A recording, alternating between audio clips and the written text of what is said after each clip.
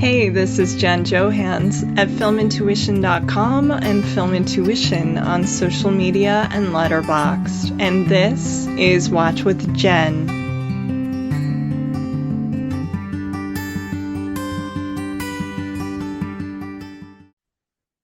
This week, I'm thrilled to welcome back Jason Bailey, who's a film critic, historian, and author of the new book on James Gandolfini entitled Gandolfini, Jim, Tony, and the Life of a Legend. He's also the author of 5 previous books, including Richard Pryor, American Id, and Fun City Cinema, New York City, and the Movies That Made It. His work has appeared in the New York Times, Vanity Fair, Vulture, Bloomberg, Rolling Stone, Time, Slate, and more. Jason lives in the Bronx with his wife and 2 daughters. Well, Jason, I had the best time talking to you at Poisoned Pen, so this is a real treat having you back. How are you doing, my friend? I'm okay. I'm tired. The book has been out now for, as we're recording this, for 2 weeks and 2 days. And it feels like I've said every single thing that can be said about this man and his work, but hopefully today I'll prove myself wrong, I hope, for the sake of you and your listeners. But yeah, it's been a lot. It's been, certainly the most exhaustive, promo tour I've done for a book. But it seems to be paying off. I hope it's paying off. People seem to be buying the book and reading it and enjoying it. So fingers crossed. Yes, I have been so excited to see all of the raves you're getting in the press and people on social media just loving it. So for those listening, do pick up Gandolfini, Jim, Tony, and the Life of a Legend by Jason Bailey. I loved this biography. I'm not just saying that because Jason is a friend. It's a fabulous book. Yes, it is so a good. Great Father's Day gift. It really Father's Day is will be here before you know it, and that's a one-click Father's Day shopping done. Find me a dad who doesn't like Gandolfini, and I won't believe that they exist. Yeah, who doesn't like James Gandolfini? I mean, it was a good Mother's Day gift, and now it's a good Father's Day gift. Everybody Correct. wins. Correct. Yes. Good Arbor Day gift, good Halloween gift. I'll keep pushing it. Yes. Well, the good thing about today and how my show works, and people who listen know, for good and bad, that we can just go on tangents. So we are talking about Gandolfini movies, but there's a lot going on in these movies. I can't wait to talk about like Andy Garcia freakouts on film because that's my favorite. We have so much to cover, Jason. So I was really thrilled that you chose the movies that you did. These aren't maybe like the greatest hits of Gandolfini's career. These are underrated performances. Oh, before we dive into the films one by one, what was it about this collection of movies that you thought really, deserved some time? I mean, a question I've been asked a lot on the promo tour was like for, if you had to recommend one movie for, to someone who wanted to see more of the work. And I sort of had my go-to answer for that, which is Enough Said. Yes.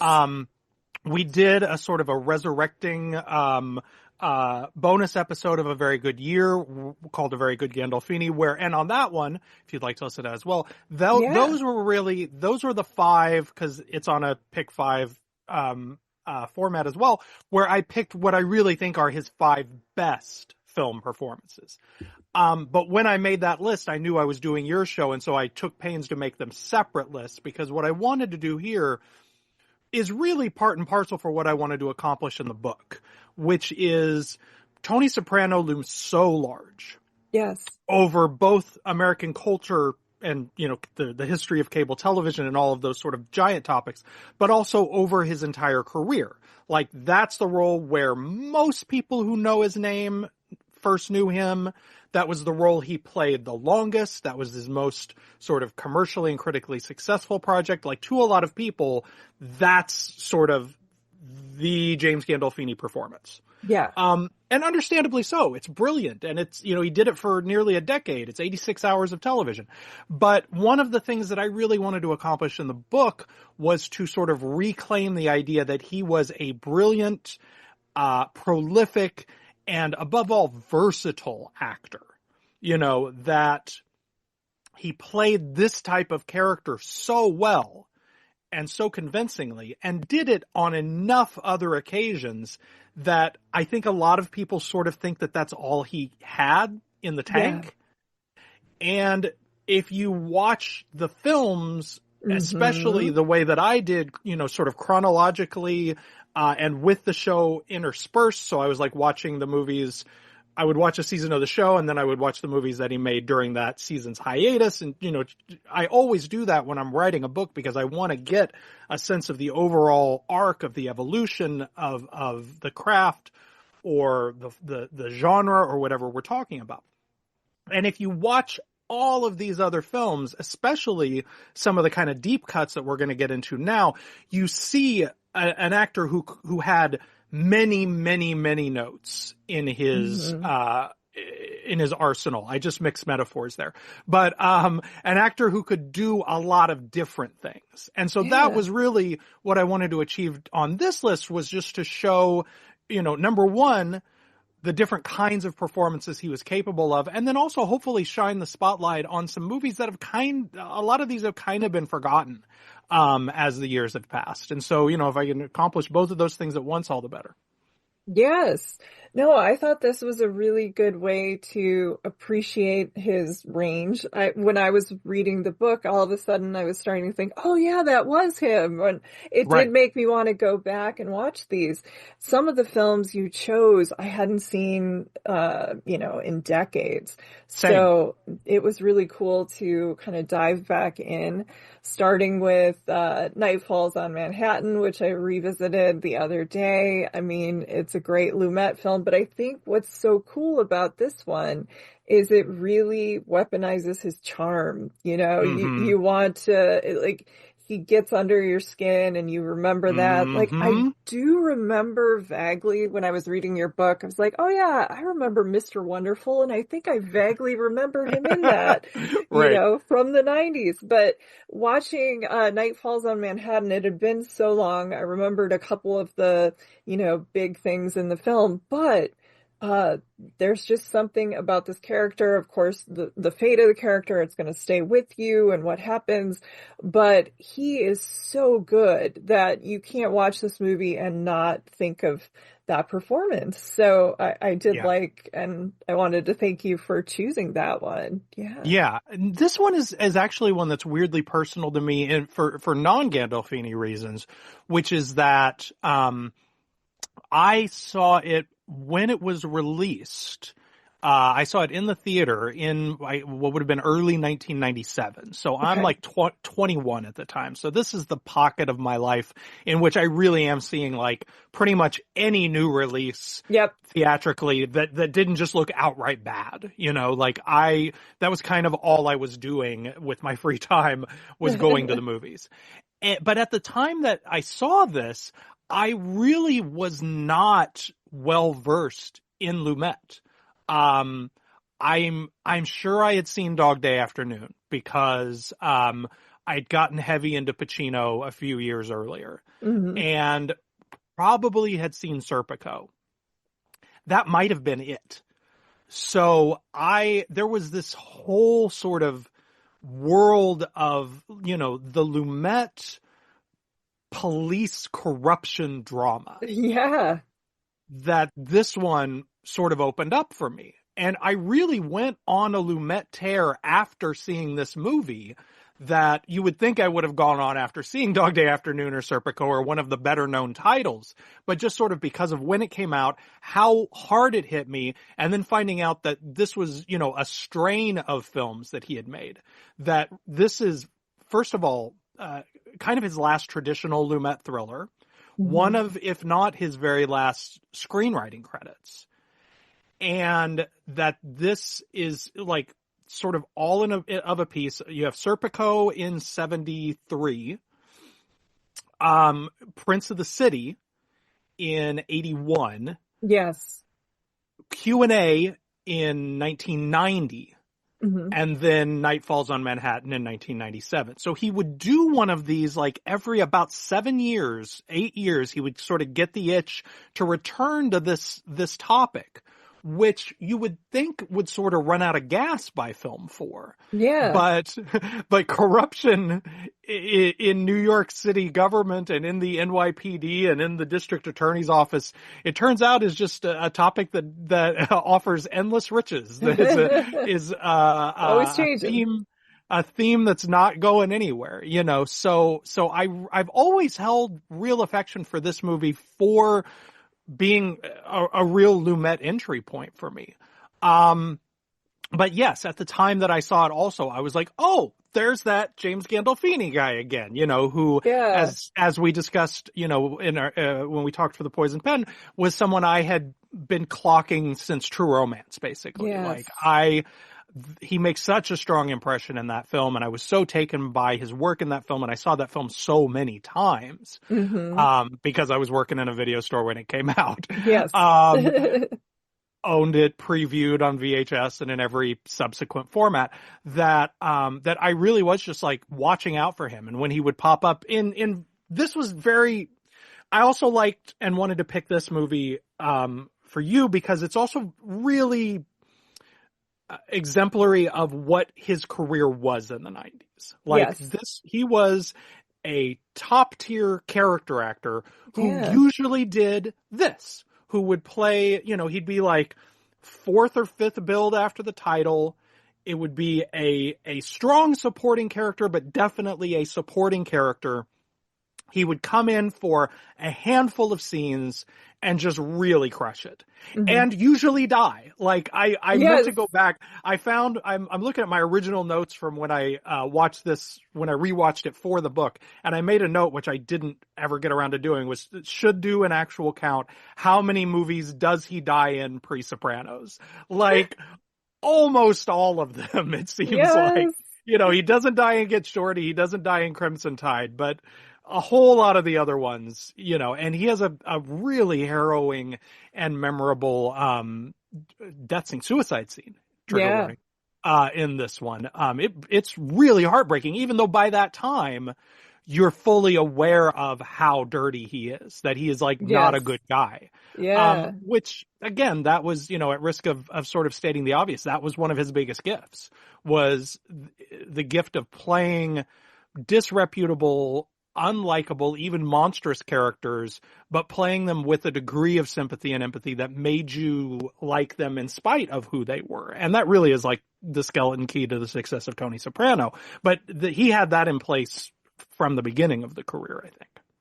Yeah, you know, it's interesting you mentioned this because this was also around the time I was seeing every movie. 96, I worked in a theater for a little bit. It was There you go. Yeah. And, yeah, I do remember I had seen a bunch of Lumet because I remember like, Murder on the Orient Express and 12 Angry Men and stuff. But I think like you, I didn't put together, oh, this is the guy that also did Dog Day, or this is the guy that also, I remember seeing like Q&A, I was renting every movie, and that one completely went over my head. That's a bizarre movie. But then, but this one I do remember thinking was very powerful, and so it's good to go back and watch it. It kind of has that Prince of the City thing where you have to suspend disbelief just a little bit. You're like, wait a minute, this guy was here now, and you know, like he kind of do not pass go or whatever, go directly to the DA's office essentially. But but yeah, it's a really great film, wonderful ensemble cast. It was interesting watching this. I was noticing how many movies that Andy Garcia freaks out in. Because, you know, you go from like Untouchables with the Irish thing, the Italian stuff, and then you've got, my Black Rain, I love. You got Internal Affairs where he's bouncing a computer chair, like it's just a whole thing. And, Joey Zaza. Yes. So Godfather 3. So I was noticing, and even in Keeping the Faith, which I don't know if you remember that movie, there's a scene where Ben Stiller is on a date in the theater and he doesn't want the women of his congregation to know he's out with a Gentile. Right. and they're watching When Harry Met, or not When Harry Met Sally, When a Man Loves a Woman. And you Hmm. hear Andy Garcia on screen freaking out about paper towels. And it's like, there's Yeah, just something about Andy Garcia freaking out. And so this is, if you're of that mindset, you enjoy a good, over the top, I'm going to chew all the scenery performance by Andy Garcia, because who doesn't? sure. This is a good movie for that. But it's also just a great film. Gandolfini, I agree with you. He's got this like mischievous thing where, you don't want to believe he's dirty. And so he's like, no, no, it wasn't me. It wasn't your dad. Like, hey, Yeah. like you almost expect him to, shoulder bump or, like, hey, we're fine. Let's go fishing or Hmm. something. And so he's kind of like those guys you grew up with. There were a lot of cops in my family. So I'm like, I know those guys. And so yes, his arc is really good here, and it's a wonderful performance that shows a lot of range in a small Yeah. amount of screen time.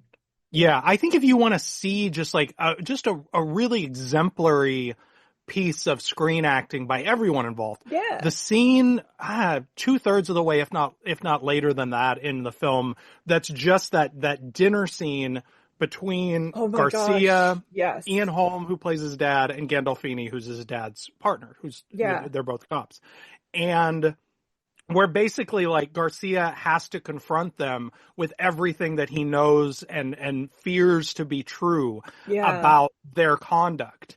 And the way that all three of them play that, and the way they bounce off of each other, the way they use defensive tactics and aggressive tactics as characters and actors, I think is really fascinating. The way that that Gandolfini is sort of folksy when he finally starts to admit it, where he kind of chuckles and says, Yeah. got Caught caught in the with my cookie. Yep. hand in the cookie jar. That's right. And like, escalates it from there, but Yeah. then knows when to back off and uses one of my favorite tools of that he has as an actor, and he uses it in Crimson Tide. It's starting to be there in True Romance. He definitely uses it in The Sopranos, which is the sort of inappropriate, menacing smirk. That that Yes. that look that says, I could do something and I'm choosing not to, and I'm laughing about how lucky you are for it. You know what I mean? Like, Yeah. it's such a good tool that you can really only pull off if you have the sort of aggressive physical possibilities that he does. Like, a Yeah. little dude can't do that. Tom Cruise can't do that, as we saw in like No. In Jack Reacher Reacher. or whatever. Yeah. But Gandolfini can and does and knows when to use it and does not overuse it. I think that's the only point in the movie that he pulls that one out of the deck. But it's the right moment to do it. I'm glad you went there because it's like you wouldn't need Gandolfini to say, I'm going to drink your blood from a boot, because he just Yep. does that little laugh and you're like, Yep. or that gives that look and you're like, this dude could drink your blood from Yeah. a Yeah. Yeah. boot. But Absolutely. what I love about that scene, and that's the one I kind of zeroed in on too, is you see a lot of different notes he's playing there. And then when they take, after dinner, it's kind of like everybody's been there, do I carry the dishes in? And it's getting weird. And Hmm. then they go into the family room.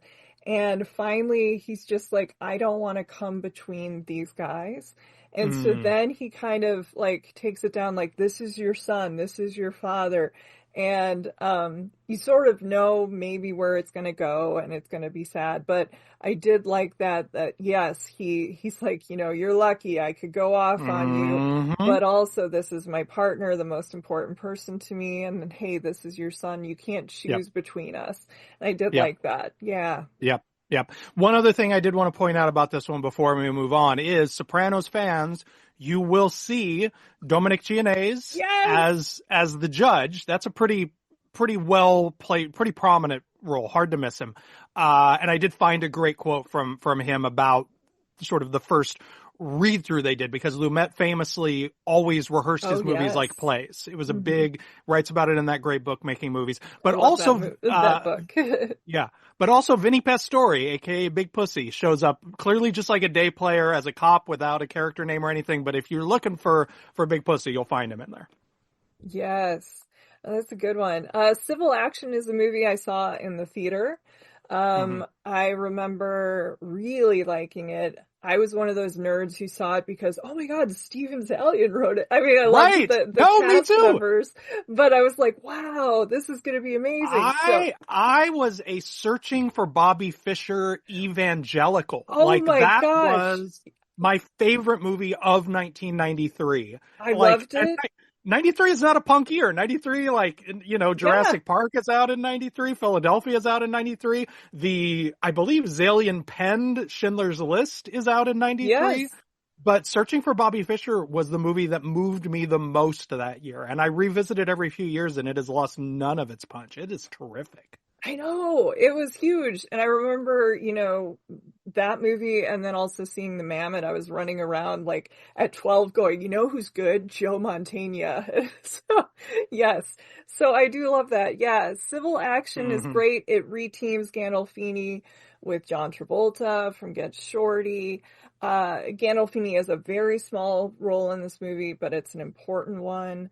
Yeah, I had not seen this probably decades. I think I saw it maybe once on video or DVD, I should say. Actually, I don't know which was which back then, but it had been a long time. It's good. If you like Dark Water and those kind of movies, if you're younger and you've never heard of this, Hmm. see Civil Action for sure. Yeah. Yeah, yeah. I was talking to a friend about this one recently, and we were trying to sort of puzzle out. It feels like it has been sort of weirdly memory hold Yeah.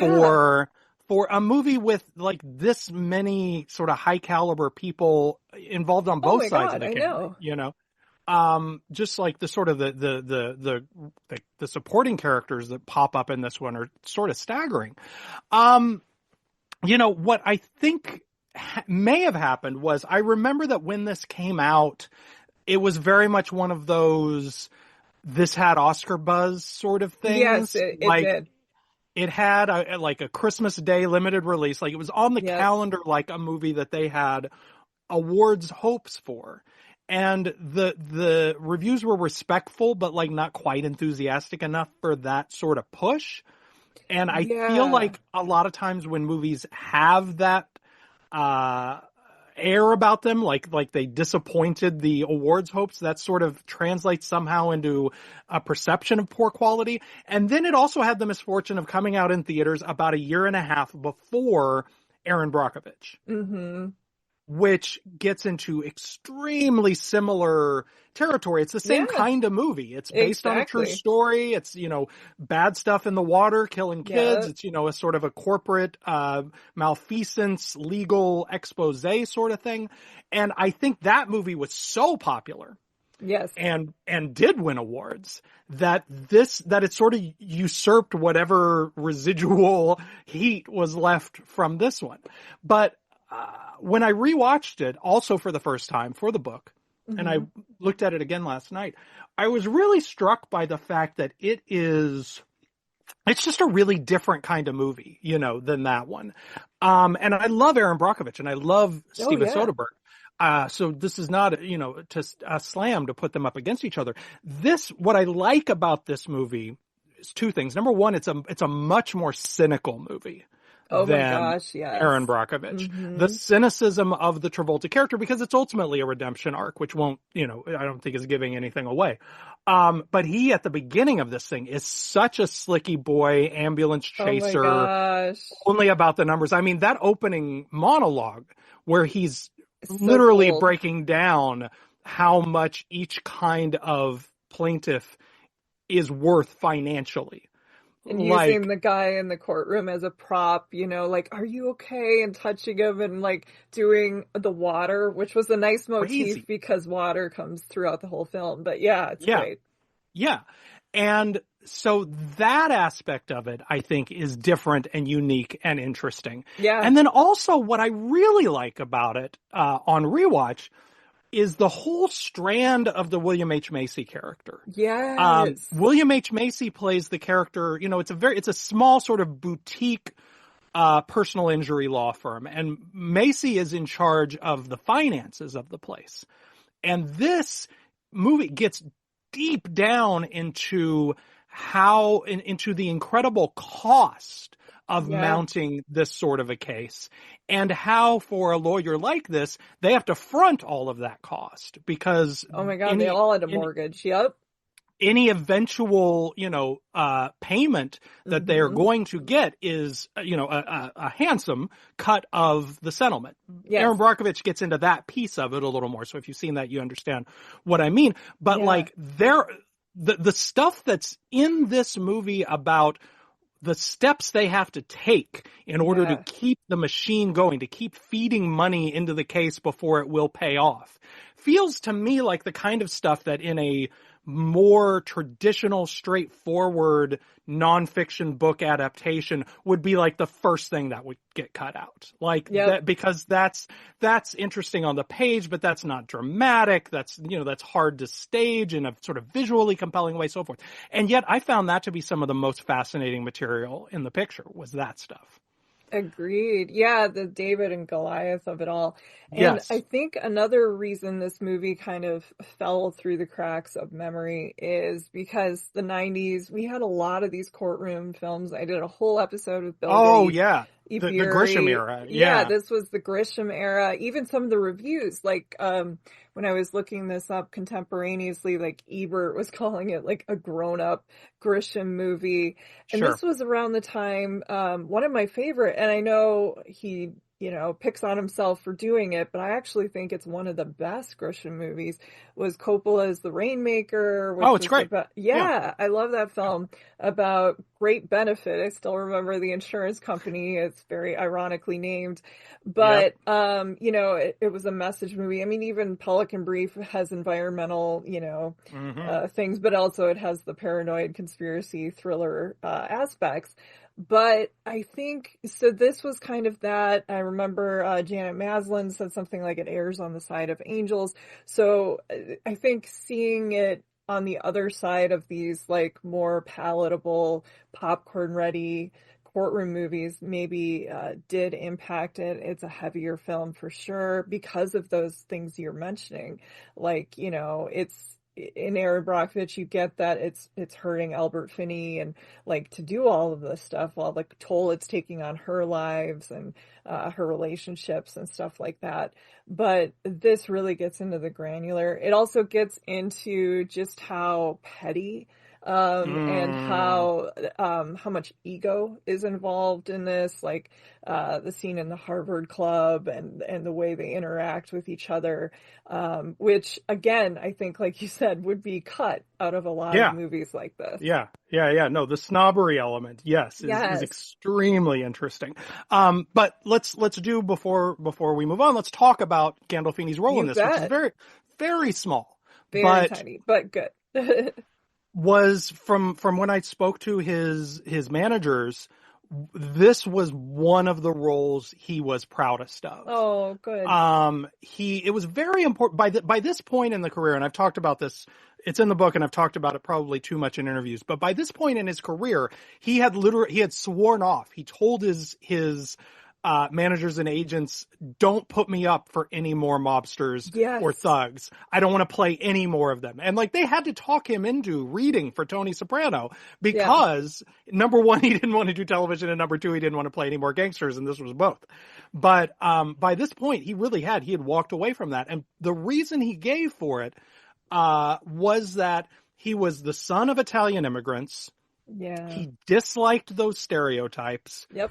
He didn't want to perpetuate them. He said, my parents were salt of the earth people. They were working class people. And I want to play people like that and make them proud. I want to play Italian American doctors, lawyers, et cetera, et cetera. And what he loved about this role, and why he took a role of this size, which frankly is smaller than he was really doing at that point in his career. He's in like 3 scenes in this thing. Mm-hmm. And gone by the 30-minute mark, maybe. Yep.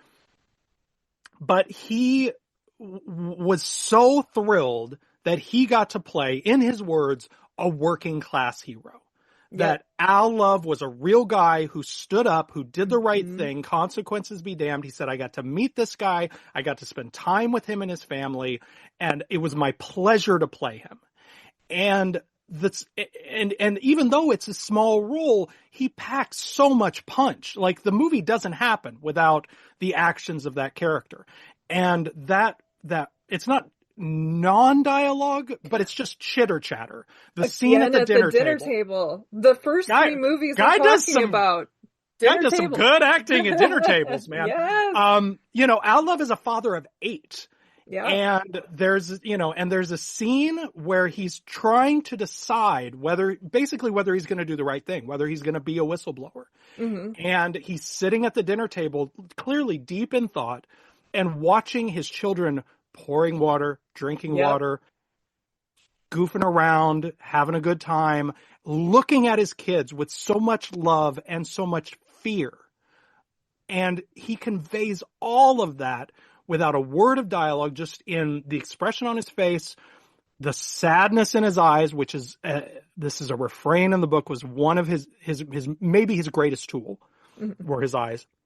And the way his physical, like the way he's sort of crossing his hands and sort of fidgeting in his chair, it's a really masterful piece of nonverbal acting. The best dialogue scene is him and Kathleen Quinlan at that picnic table. Yes.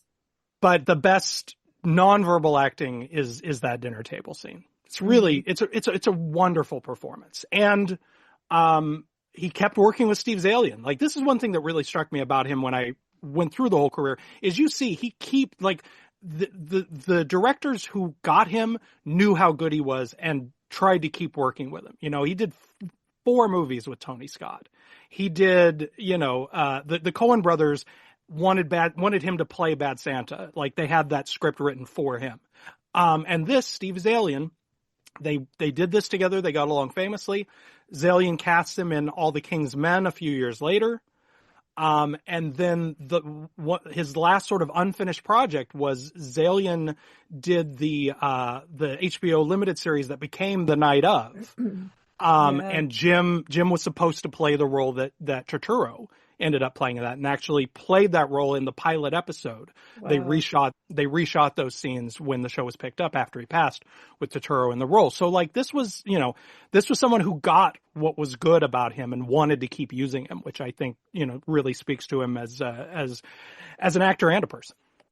Yeah, and I think what's great about, especially the scene that touched us so much, the mostly non-dialogue scene, is having done Get Shorty with John Travolta. I don't know, I mean, he could have done this scene before that, but the important thing, as you wrote about in your book with Get Shorty, is noticing, at first he thought John Travolta wasn't doing anything when the camera was on him, or how he was reacting.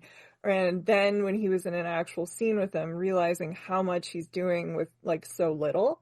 And so you think he could have played that scene and he could have done a great job, but maybe not to that level without having done Get Shorty, worked with John Travolta, and seen what you could do with reaction. Yeah. That's a really good point. That's a really good connection. Yeah, Travolta really opened up for him, because by the time they're doing Get Shorty together, and they've got that great scene in the parking garage where they're talking about the movies that Gandolfini's character Bear had stunted on. By that point, Travolta's been doing movies for 20 years. Yeah. Jim's been doing them for 3. Yes. And that moment of sort of understanding how little you can do for a camera, how much the camera is going to pick up, and seeing that in action from a really terrific screen actor and movie star, and Travolta was both. Yeah, you're right. I think really, really was a key sort of moment in his education and how to do that. Yeah, that's a really good point. Travolta, again, we should mention, this is his second movie with Travolta, also of 4. Like, they became good friends when they were working on Get Shorty. He's in this. They did a movie that not a lot of people have seen, but is worth seeing, called Lonely Hearts, which is basically The Honeymoon Killers, but remade and with the police perspective as a counterpoint in it. And then both are in the Pelham 123 remake, although I don't think they share any scenes. Yeah. And then you mentioned the Coen brothers, and that brings us to, is that our next one chronologically, The Man Who Wasn't There, another film I saw in the theater, of course, because I'm from Minnesota originally. We saw all the Coen brother Of movies. course. Yes, right away. This film, I don't think I mean, I'd seen the James M. Cain pictures, and I don't know that I fully got it. I don't think I had read Sartre, and I don't know that I really got what they were doing with this movie. So it kind of grew on me over the years, Hmm. but it's one of the best looking ones for Roger Deakins, of course.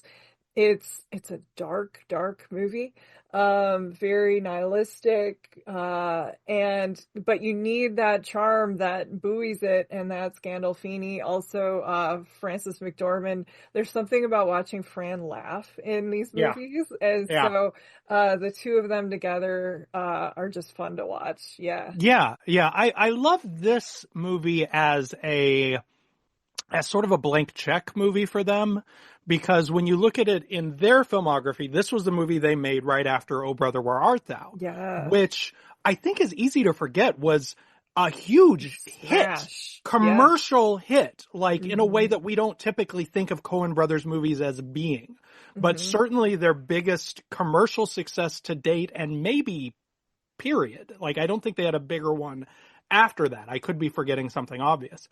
But yeah, that movie was gigantic. Yeah. It was really well marketed by Touchstone, had that huge soundtrack album that ended up really buoying the movie Song and on the vice versa. radio, crazy. Yep. It was nuts. So, given that sort of, I love that they understand the industry well enough to know that, like, okay, well, if there's ever a moment where they're going to hand us X million dollars to make a black and white movie, commercial death, that is, film noir influenced, but has all of these other sort of, and really sort of, and I don't say this in a negative way, sort of ambiguous and unsatisfying elements to Oh it. my Like, in gosh, terms of I it know. just doesn't pay off in the ways that you Not at all. expect Yeah. a movie to pay off, and does all of these sort of unconventional things that they knew that, like, this was the moment where they could do that, and that was probably the first and last time they would have been able to do that. With this one for Jim, I got one of my favorite sort of pieces of intel from his managers with regards to this one, because he made this during the same hiatus that he made The Mexican. Okay. Which I think is also like a wonderful performance. I remember really liking it, but I haven't seen it since the theater. Yeah. Yeah. I mean, and what he's doing in that is a great example of what he Yes. did, what he Gay hitman. did. Yeah. Yes. What he would do when he would occasionally play a criminal or a thug Yeah. type character after Tony Soprano. He said, I don't want to repeat myself. I don't want to keep doing Tony Soprano. I don't want to get stuck in that box. So when he would only play Tony Soprano type characters if there was an interesting way to sort of turn it on its head. Yep. And in The Mexican, it's finding out halfway through that movie that this character that has very much carried himself and sounds like and looks like Tony Soprano is gay. Yep. And is not in any way sort of swishy stereotypical about it. Another good example of that is Killing Them Softly, where, he comes on and you think he's this sort of like legendary hitman, and then it turns out that he's this like sad sack who can't do the job anymore, who's just this sort of pathetic heap of a dude who is Tony Soprano via Willie Loman. Yeah. But he's doing that in The Mexican. And he did that. That was a big studio movie with big movie stars. It's a major role, and he got a nice big payday for it. Mm-hmm. And what he told his managers when this offer came was, that he didn't even need to read the script. Whatever the Coen brothers wanted, he wanted to do.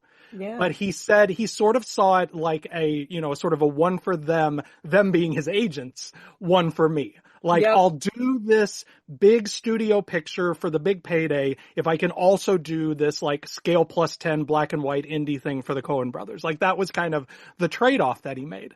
And that was, I think, really smart, because this is sort of him continuing to remind moviegoers and directors and casting directors, hey, I'm still a character actor at heart. I still want to do this sort of small, interesting character role if it's in a worthy project with a director I want to work with. And that was very much sort of a lane he continued on through the rest of the career. was, there's a pretty direct line from this to something like Zero Dark 30, Mm-hmm. That's not a leading role. It's not a glamorous role, but it's an important supporting role in a project he really wanted to do with a Yep. director he really respected. And that, I think, is very much what he's doing here as well. Yeah, it's put him at the dinner table. He's going to charm, but also, so it's kind of like a Night Falls on Manhattan situation where Yeah, he's shady. Yes. yeah, yeah. And he plays so well against, Billy Bob Thornton, who Hmm. just is somebody who can also weaponize charm. Redefining, yes, Yeah. but redefining underplaying in this movie. Like, I Holy love that cow. this Yes. entire performance feels like a dare to, like, how little can you Yep. do, to go back to our earlier note. How flat can your line readings be? How much of a blank slate can your face be? How Yep. little can you move your body? And yet he's still compelling. Like, it's one of those Oh my sort of gosh. I know. um uh contrary to what you might believe things, where it's like the less he's doing, the more we're interested. We're like leaning forward and we want to see what is going on in there, what's happening there. It's I think in its own way one of his best performances. It is. Yeah. I was noticing that, like the scenes where he's over and he's watching Scarlett Johansson's character play the piano and he's just sitting in a chair. Yep. There's a lot of voiceover narration that does a Yep. lot of the heavy lifting because you need it, actually, Yeah. because you have no idea what's going on with this guy. But it's Yeah. just, it's such a life force coming at you versus this guy who you feel like has been sleepwalking through everything. Yes. Yes. And there was a line in a documentary I watched recently about Clue, about Madeline Kahn, Michael McKean, I think it was, who said, like, she's someone who life goes a couple steps too fast for and she's trying to catch up. And we love that about Madeline Kahn, and Sure. she knows about that. And so this is a guy who life is going like several steps too fast for. Yes. Yeah, exactly. Yeah, that makes sense. Yeah. Yeah, so this is a small performance, but again, it's charming, but it kind of changes on a dime, and yeah, it's interesting. Hmm. Small, very small, but yeah. Yes. Yes, absolutely. Yeah. And then after this, we have In the Loop, which is a film I loved immediately. I was a fan of The Thick of It. Iannucci. It's so good. I think it's one of my favorite scenes that probably he ever did in his entire career is when he goes in the bedroom and he's using like a children's toy to do math about war. It's so good. Yes. Yes. Yes. Yeah. No, this was actually weirdly my introduction to Iannucci. I hadn't seen The Thick of It, which I think honestly speaks to how well the movie works as a standalone piece. Like, if if you know Tucker, if you know this world, obviously you're going to enjoy the movie, but it can be sort of the entry point into not only that character and that world, but really Iannucci's whole worldview and style and so forth. Yes. What I think is fascinating here is that, he's playing a military guy. Yep. And that sort of, or government officials and military guys became this sort of interesting, small thread through The Sopranos years and after. One of the ways in which the kinds of roles that he might gravitate towards just to play something 180 from Tony Soprano. And what could be further than this, Jersey accented criminal than these sort of button up military or government types, well educated. They've often got glasses, and he's using his real speaking voice. Yeah. The Tony Soprano voice, it's always interesting when people find out, was not the way he spoke. That was an affectation. That was a dialect that he would put on when he was playing mostly sort of criminal characters, but that one in particular. Like, by the time he's playing Tony Soprano, he's done that dialect in a handful of movies before that, and would pull it back out when appropriate. But the way he actually talked is the way he talks in this. That sort of crisp, almost kind of nasal sound. Yeah. So he's playing a general here, a high-ranking general, a sort of a Norman Schwarzkopf character, who turns out to have the spine of Colin Powell. And this was, from what I understood, a pretty conscious choice that he wanted to do a comedy. It was really important to him to Yeah. show his comedy chops. Yep. And he had done comic stuff before, and The Mexican is basically a comedy, although it has some serious moments.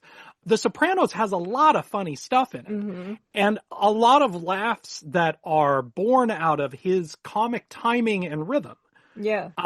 But the underlying subject matter of that show was so dark, and the places it went was so dark that it's, you're hard pressed to find anybody who really actually thinks of it as a comedy. Yeah. But he wanted to do some real comedy. And I found an interview even, where he was saying that, when I'm home, when I'm watching new movies, when I go out to the theater, I'm going to see stupid comedies. I'm going to see like The Rocker and The House Bunny and things like that. That gives you an idea of the sort of when this interview is given. But nobody ever offered him that stuff. Nobody thought of him for that stuff. Mm-mm. So this was a huge part of that. And I think, first of all, he just is the comic timing here is ace. It's offhand, but it's sharp. He lands all of his punchlines. He lands his buttons. Like he kills it. But also the thing to remember is that the Iannucci method is that they have a script.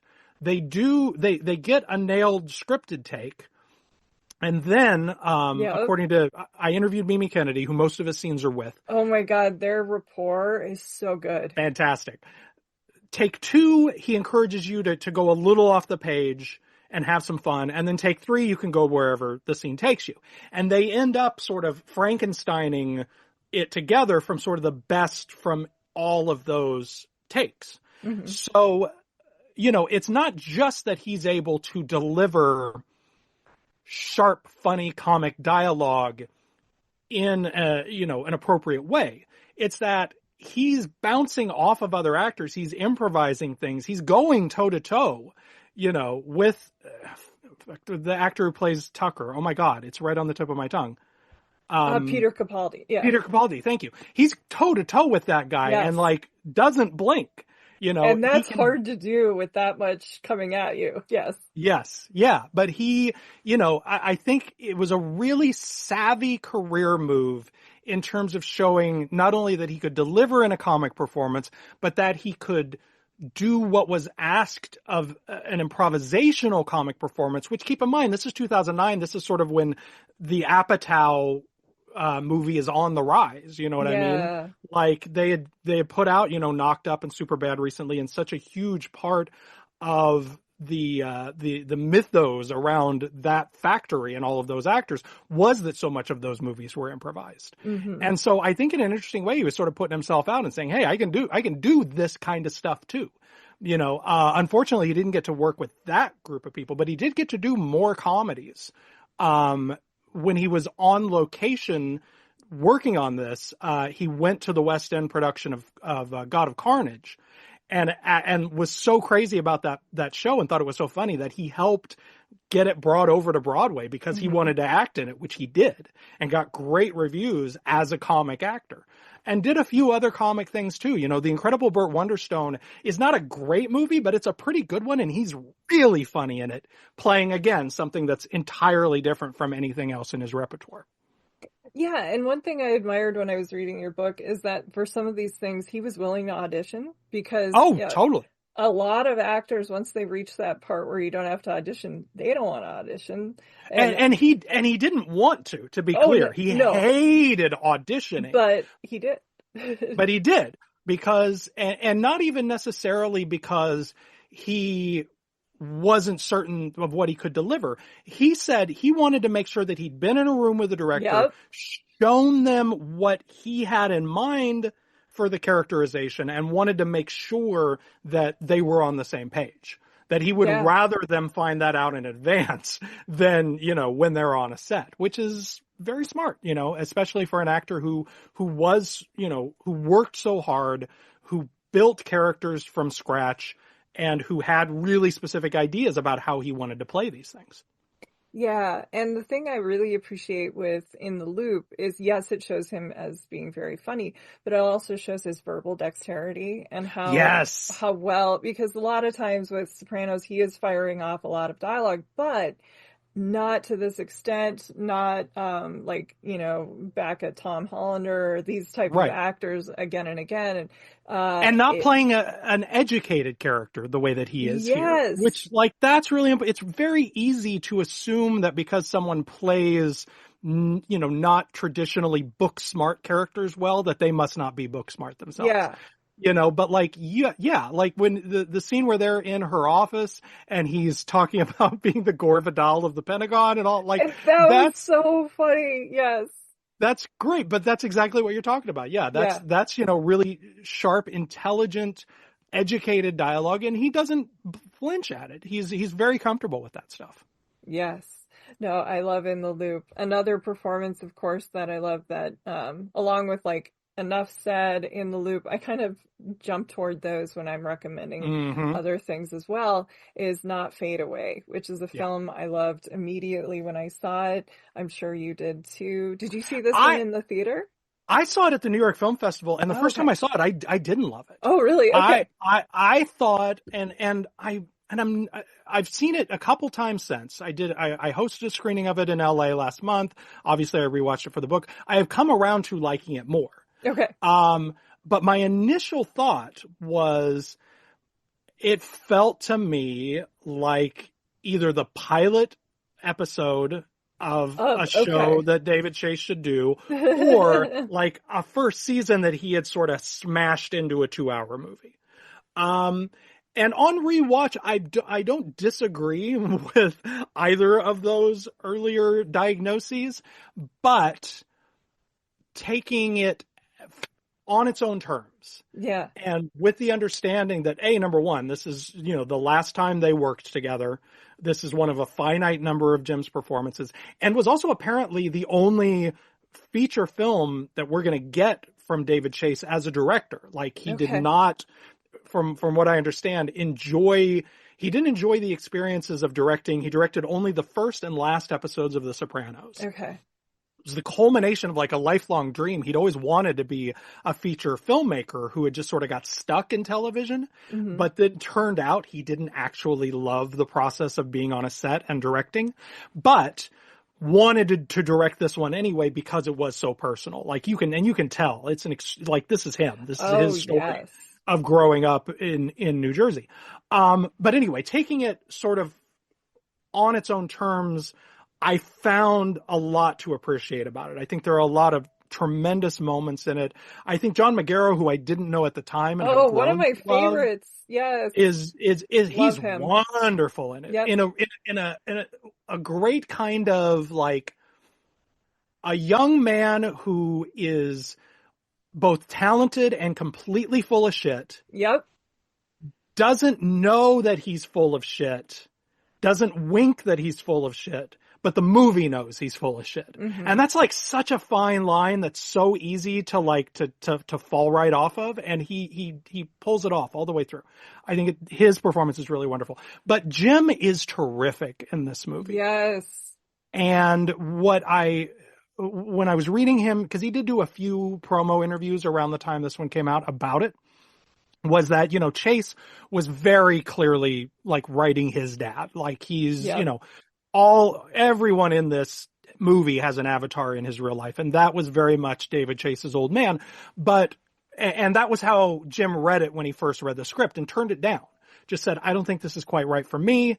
And Chase told a wonderful story about how after he turned it down, he said, okay, we'll work on something else, and that's fine. And then he sort of checked back in with Chase about a month later, and he was like, no, we still haven't cast it, but I'm thinking about casting, and said someone, he didn't say who, to which Jim responded, oh, you can't cast him, fine, I'll do it. Like that was how he sort of shamed him into taking the role. But that what ultimately Jim locked into was he realized how much of his dad was in this character too, Yep. which is like unsurprising. They're very similar dudes, Yes.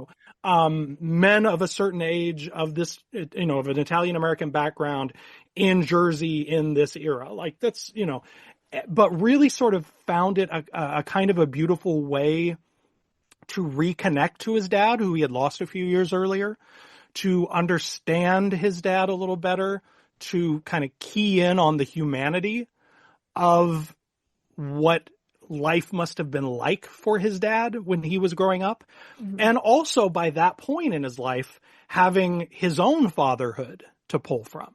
You know, that by this point, the time he's making this movie, Michael's like 10 or 11. And he's been a dad for a while and sort of understands the differences between how his dad raised him and how he was trained to raise his son. Mm-hmm. It's a beautiful performance that has one of my, I don't know, 3 or 4 favorite Gandolfini acting moments, period, which is his very last shot, the very last scene when his son is driving away, yes, driving to California. They're saying goodbye. It's been sort of, strained and difficult, and mom is being insane and so forth. And then the car is starting to pull away and he stops the car.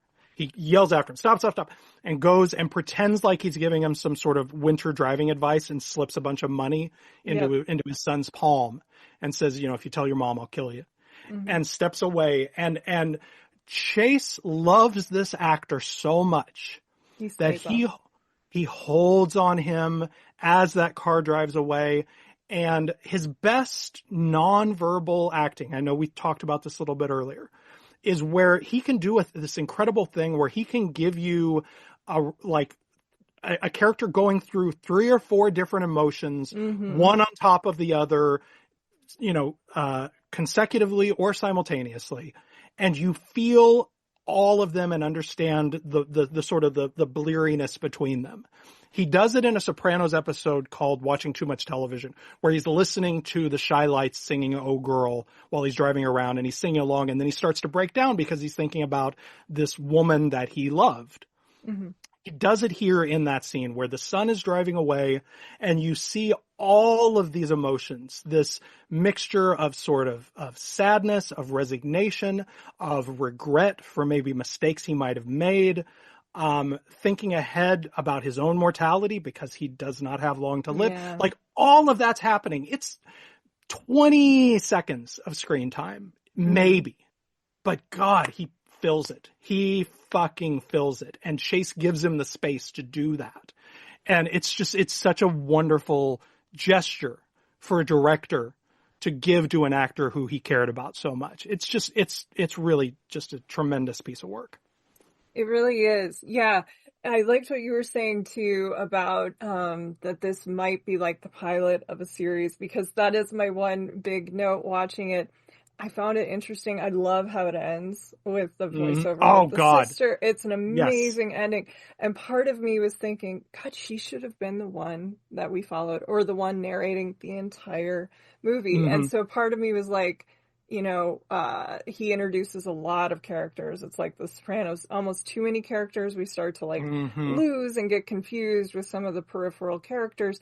And there are scenes that seem impactful, but I think would have been had we spent more time with them, like the girlfriend's sister and that kind of thing. Like that's very moving, but it could have had more oomph to it. And I think on the whole, sometimes Chase has trouble with the development of the female characters in places. And so this a little bit I did see with that. But overall, Magaro, I am a huge fan of. He was in a movie last year. It was like me and like 5 other people loved it. September 5. I love September 5. Oh, good. Fantastic. Okay. Fantastic movie. One of the best movies I saw. It was on last my year. top 10. Yeah, it was on my top 10. Okay. I think it was like number 2 or 3 for me. It was up there. Yeah. No, it's terrific. Yeah. Yeah. Yeah. And he's great in it. Again, just like part of an ensemble. He's not a showy actor. And so I think it's easy to take him for granted. The role that he's probably best known for, the main quality of that character is that it's not showy, which is the role in Past Lives. Like he's the third wheel kind of in that movie. And yet you like him, you care about him, you believe him. He's really good. You don't want to break his heart. Yeah. Exactly. Yes. No. So I think that this was, and I think it was also heartening. I didn't see it in the theater. I think I might have seen it actually after Gandolfini had passed away because Sure. this was a busy time in my life as well. So seeing it Yeah. with all of those emotions, that scene that you mentioned, of course, hit me, but also the scene, what is it with the dinner table? Out to dinner with the kid, where he's Yeah, talking to him where about how he's gonna die, and you're gonna be the man of the family, and so forth. No, that this movie came out 6 months before he died. Like yeah, and how he most had people saw fallen it in after he love was with gone. someone. Yeah, And for like a second, he wants to go, and then he's like, "But what would your mother do? Like, what would I?" And yeah. it's like everyone knows that from this era of parents and grandparents, and I Mm-hmm. had parents who stayed together for 30 years that shouldn't have, and that kind of thing. Yeah. And how Maguire's trying to like all of a sudden see him as a human being more than a, which is an important part, especially in your 20s when you're like, oh wait, my Yeah. parents are just these flawed people that are just Yes. figuring it out like we are. They don't have all the answers. And so I Absolutely. do really like that about the performance. And that's interesting that it kind of took, that was almost maybe a little bit of reverse psychology on Chase's part too. Like, oh, I'm going to hire this guy. I mean, that's a good way, usually an actor, like, oh, we're always rooting for each other. But yeah, Mm-hmm. so Yeah. yeah, he wanted that part. So that's good. He did. He did. And I'm Yeah. glad he got to do it. Yeah. And ultimately from a behind the scenes perspective, one of the things I found out from a few people who worked on that movie was that it was very much it was good that they got to do that last project Yeah. together, because they had fences to mend. Things had gotten Yes. pretty tense between them by the end of The Sopranos, Oh my God. and Yeah. by, they'd had a few years away from each other and really sort of became buddies again through doing Yeah. that together. And I'm really happy that they both got that. Yeah. Well, I know those are the ones that we wanted to go into. You've referenced a bunch of others. Are there any you want to make sure you underline or encourage people to see? I mean, yeah. One that almost made this list, that came really close, but I tried to keep it to five.